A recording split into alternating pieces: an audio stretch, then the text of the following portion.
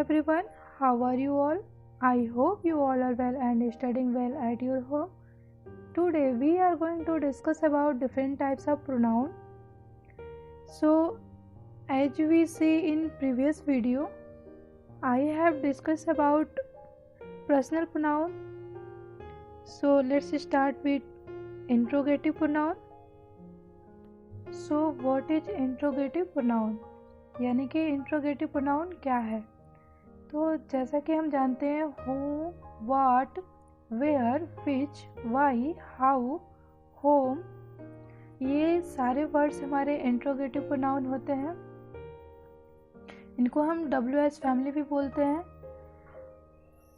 For example, अगर हम किसी से पूछते हैं कि क्या आपने अपनी पढ़ाई पूरी कर ली, तो सामने वाला जो पर्सन होगा वो यही बोलेगा कि हाँ पूरी कर ली, या अगर नहीं पूरा किया होगा तो बोलेगा नहीं अभी मैंने अपनी पढ़ाई पूरी नहीं की है, या हाँ या ना में जवाब देगा.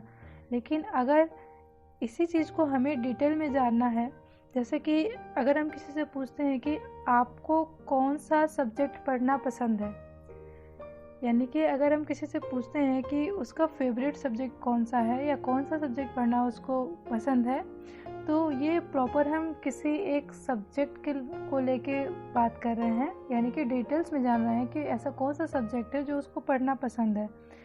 तो जब हम किसी भी चीज़ के बारे में डिटेल आंसर जानने की कोशिश करते हैं या डिटेल आंसर देते हैं, तो वो हमारे WH फैमिली के अंदर में आता है, या वहाँ पे हम WH फैमिली का इस्तेमाल करते हैं. इसको हम इंट्रोगेटिव प्रोनाउन भी बोलते हैं, जैसे कि what, why, who, home, which, when, where, how, how much, how many and how long, ये सारे हमारे इंट्रोगेटिव प्रोनाउन हैं. सो अगर हम डेफिनेशन की बात करें तो होगा कि इंट्रोगेटिव प्रोनाउन का डेफिनेशन या इसको कैसे डिफाइन करते हैं, तो ये बेसिकली होता है use to ask question about a person or object that we do not know about. यानी कि ये क्वेश्चन पूछने का काम करता है किसी पर्सन के बारे में या किसी वस्तु के बारे में जिसके बारे में हम नहीं जानते हैं. So let's discuss about the third type of pronoun, demonstrative pronoun. What is demonstrative pronoun, यानी कि डेमोन्स्ट्रेटिव प्रोनाउन क्या होता है? तो demonstrative pronoun basically demonstrative pronoun में 4 वर्ड्स आते हैं, दिस, दैट, दोज, दीज या सच. डेमोन्स्ट्रेटिव प्रोनाउन में हम दिस को प्रयोग करते हैं, दैट का प्रयोग करते हैं, दीज का प्रयोग करते हैं, दोज का प्रयोग करते हैं या सच का प्रयोग करते हैं. अब इन चीज़ों का प्रयोग हम कब कब करते हैं, तो सबसे पहले दिस को देखते हैं. दिस का प्रयोग हम कब करते हैं? तो जब हम सामने रखी किसी चीज़ के बारे में बात करते हैं तो हम दिस का प्रयोग करते हैं. जैसे कि यह कुर्सी है, यानी कि ये पास पे जो कुर्सी रखी है हम उसको इशारा करते हुए बोल रहे हैं कि यह कुर्सी है, तो यहाँ पे दिस का प्रयोग करेंगे. और अगर एग्जाम्पल की बात करें तो जैसे किसी घर को, आसपास के किसी घर को हम इशारा करते हुए बोल रहे हैं कि दिस हाउस इज ओल्ड, यानी कि ये जो घर है वो पुराना है, यानी कि ये जो घर है वो हमारे सामने है, उसके बारे में बातें कर रहे हैं. तो ऐसी जगहों पे हम दिस का प्रयोग करते हैं. अब अगर हम सेकेंड डेमोन्स्ट्रेटिव प्रोनाउन की बात करें तो वो है दैट. दैट का प्रयोग हम कहाँ करते हैं? तो दैट का प्रयोग हम ऐसी चीज़ों के लिए करते हैं जो कहीं दूर हों और उनके बारे में हम बात कर रहे हों. जैसे कि अगर हमें अपनी किसी गाड़ी को पार्क करानी है, तो अगर किसी पर्सन से पूछते हैं कि क्या आप मेरी वो जो गाड़ी है उसको पार्क कराने में मेरी मदद कर सकते हैं, यानी कि वो गाड़ी कहीं दूर रखी हुई है, उसको इशारा करते हुए हम बोल रहे हैं कि क्या आप मेरी वो गाड़ी है उसको पार्क कराने में मेरी मदद कर सकते हैं, तो ऐसी जगहों पे हम दैट का प्रयोग करते हैं. For example, can you help me park that scooty. Now अब हम देखेंगे दीज का प्रयोग कब करते हैं. तो दीज का प्रयोग हम तब करते हैं जब हम एक से ज़्यादा चीज़ें पास में हों और उनकी बात कर रहे हों, उस टाइम में हम दीज का प्रयोग करते हैं. बेसिकली दीज जो होता है वो दिस का प्लूरल फॉर्म होता है यहाँ पे,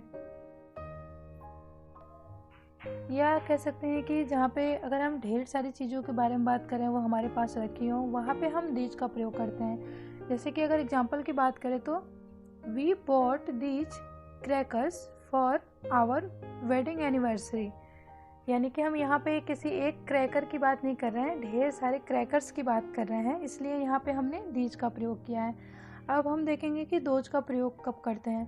तो दोज का प्रयोग हम तब करते हैं जब वहाँ पे हम एक से ज़्यादा चीज़ों के बारे में बात कर रहे हों और वो चीज़ें हमारी कहीं दूर रखी हों। यानी कि अगर शॉर्ट में देखें तो जो दोज होता है वो दैट का प्लूरल फॉर्म होता है और ये दूर रखी एक से ज़्यादा चीज़ों के लिए प्रयोग किया जाता है या एक से ज़्यादा पर्सन के लिए प्रयोग किया जाता है। अगर एग्जाम्पल की बात करें तो दोज आर पैरट्स, यानी कि 2000 पैरट्स में जब हम देखेंगे तो यहाँ पे किसी एक पैरट की बात नहीं हुई है, ढेर सारे या कई सारे पैरट की बात हो रही है, इसलिए हम यहाँ पे पैरट्स का प्रयोग करेंगे और इसलिए यहाँ पे दोज का प्रयोग हुआ है। आई होप आप लोगों को मेरे पढ़ाने का तरीका काफ़ी अच्छे से समझ में आ रहा होगा।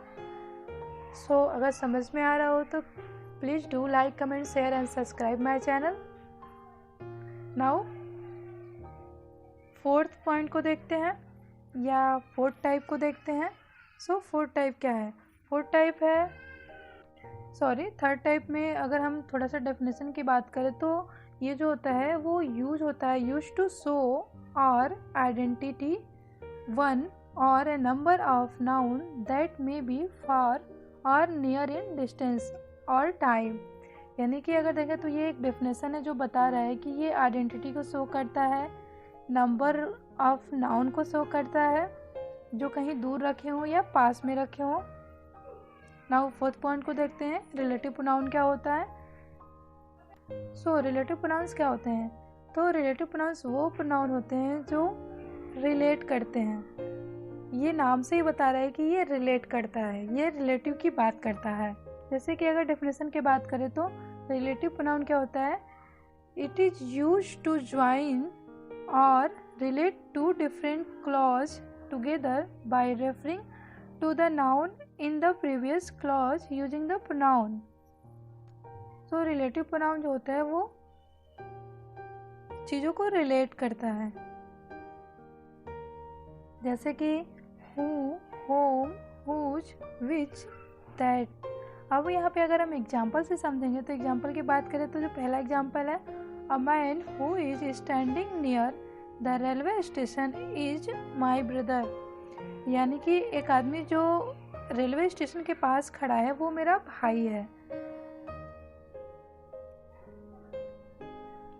सेकेंड एग्जाम्पल की बात करें, this is the house I told about you on that day. This is the house I talked about you on that day. यानी कि ये वो घर है जिसके बारे में मैंने उस दिन आपसे बात किया था। यानी कि यहाँ पे नाउन और प्रोनाउन दोनों को रिलेट किया जा रहा है, इसलिए ये रिलेटिव प्रोनाउन है। She is the one whom I love the most of all my students. यानी कि रिलेटिव प्रोनाउन जो होता है वो एक रिलेशन को शो करता है। Now let's discuss about indefinite pronoun. So what is indefinite pronoun? As we define through the definition, then it is indefinite pronoun used to show unspecified objects or people whether in plural or in singular। यानी कि जो indefinite pronoun होता है वो show करता है unspecified objects को, people को, जो या तो सिंगुलर फॉर्म में हो या प्लूरल फॉर्म में हो, मैटर नहीं करता। For example someone, anybody, anyone, nowhere, few, all, many, nothing, none and some. यानी कि अगर सिंपल वर्ड्स में बात करें तो जहाँ हम प्रॉपरली किसी का नाम नहीं लेते हैं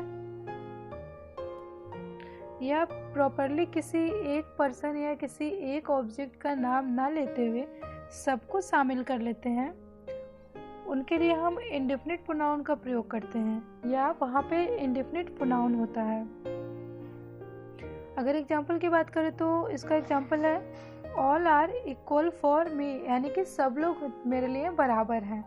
यहाँ पे किसी एक पर्टिकुलर पर्सन की बात नहीं की गई है, यहाँ पे सबकी बात की गई है। यहाँ पे जहाँ पे अगर सारे लोगों की बात की जा रही हो या जहाँ पे पर्टिकुलर किसी एक की बात ना करके सबको शामिल किया गया हो, वहाँ पे इंडेफिनिट प्रोनाउन का प्रयोग होता है। सेकेंड एग्जाम्पल देखते हैं, nobody knows about that incident. Nobody knows about that incident.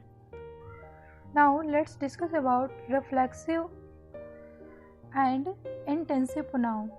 So what is reflexive pronoun, यानी कि रिफ्लेक्सिव प्रोनाउन और इंटेंसिव प्रोनाउन क्या होते हैं?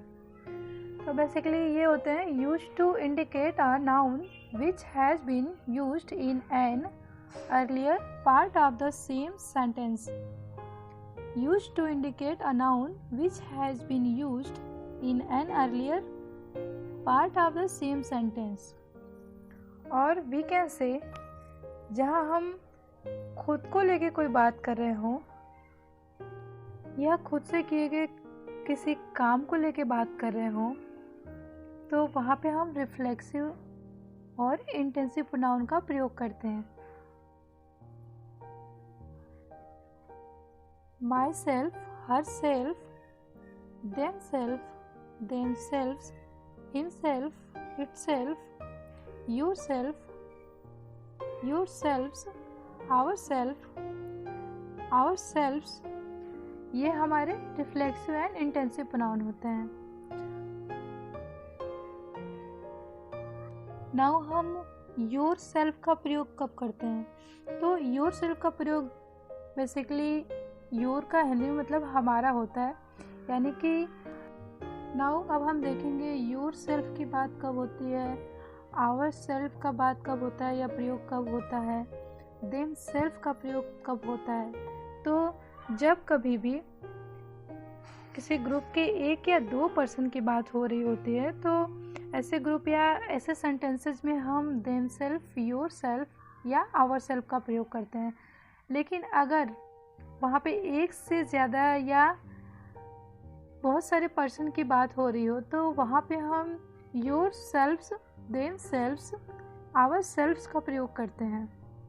ऐसे ही कुछ एग्जांपल्स की बात करते हैं। She picked the best chocolate.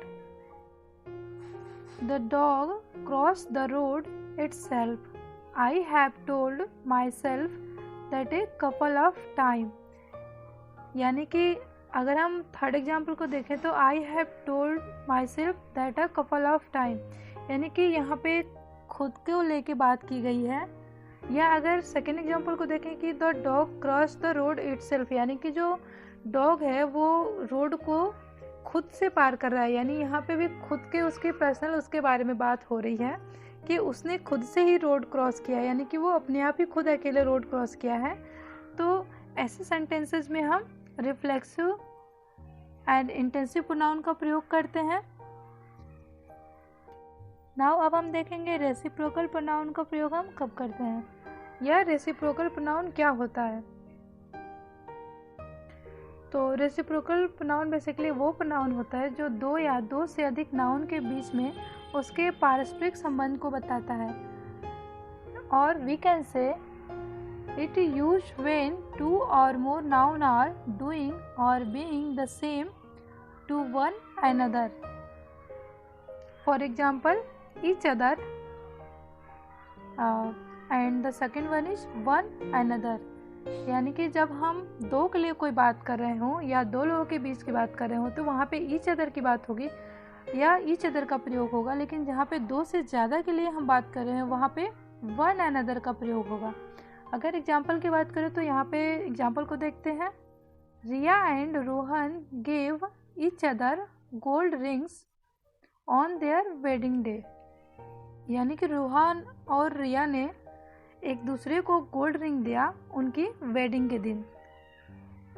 अगर सेकेंड वाले वर्ड को देखें तो उसके एग्जाम्पल की बात करते हैं। Work in a team, help one another, यानी कि यहाँ पूरे टीम की बात हो रही है इसलिए यहाँ पे वन अनदर की बात प्रयोग किया गया है। Student shared there lunch with one another, यानी कि स्टूडेंट की बात हुई है। स्टूडेंट में कोई एक दो नहीं होगा, बहुत सारे स्टूडेंट होंगे, इसलिए यहाँ पे भी हम वन अनदर का प्रयोग किए हैं। सो इस प्रकार से हम लोगों ने पूरे प्रोनाउन को कवर किया है और आई होप आप लोगों को पूरा प्रोनाउन अच्छे से समझ में आया होगा। सो अगर समझ में आया हो तो चैनल को लाइक कमेंट करना एंड शेयर सब्सक्राइब करना कभी ना भूलें। एंड अगर कोई भी सजेशन देना हो तो आप मुझे कमेंट बॉक्स में सजेस्ट कर सकते हैं, चाहे वो मेरे पढ़ाने का तरीका हो या उसमें और भी कुछ अच्छा सुधार करने का हो। सो आज की वीडियो में बस इतना ही। Thank you so much and thank you so much for subscribing my channel.